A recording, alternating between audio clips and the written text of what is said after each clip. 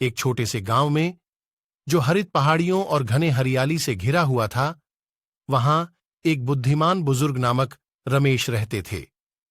रमेश को प्राचीन शास्त्रों के ज्ञान और जीवन के रहस्यों की गहरी समझ के लिए देश विदेश में जाना जाता था।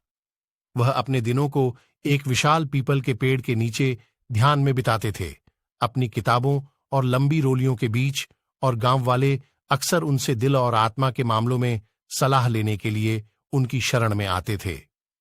रमेश के पास एक पोता था जिसका नाम अर्जुन था, एक उज्ज्वल और जिज्ञासु छोटा सा लड़का जिसमें ज्ञान की एक ऐसी प्यास थी जो समुद्र की तरह गहरी थी। अर्जुन अपने दादाजी के पास बैठकर उनकी कथाओं और उपदेशों को ध्यानपूर्वक सुनता था। रमेश ने अर्जुन में महान पोटेंशियल देखा और सोचा कि उसे अपनी सबसे मूल्यवान वस्तु देनी चाहिए, एक पुरानी पुस्तक जो उनके परिवार की पीढ़ियों से चली आ रही थी। कहा जाता था कि पुस्तक में प्राचीन ज्ञान और रहस्य हैं जो केवल वही कुल बुद्धिमान और शुद्ध मन के व्यक्ति ही समझ सकते हैं।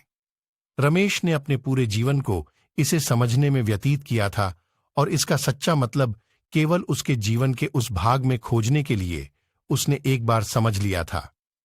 उत्साहित और सम्मानित होकर अर्जुन ने पुस्तक का अध्ययन करना शुरू किया।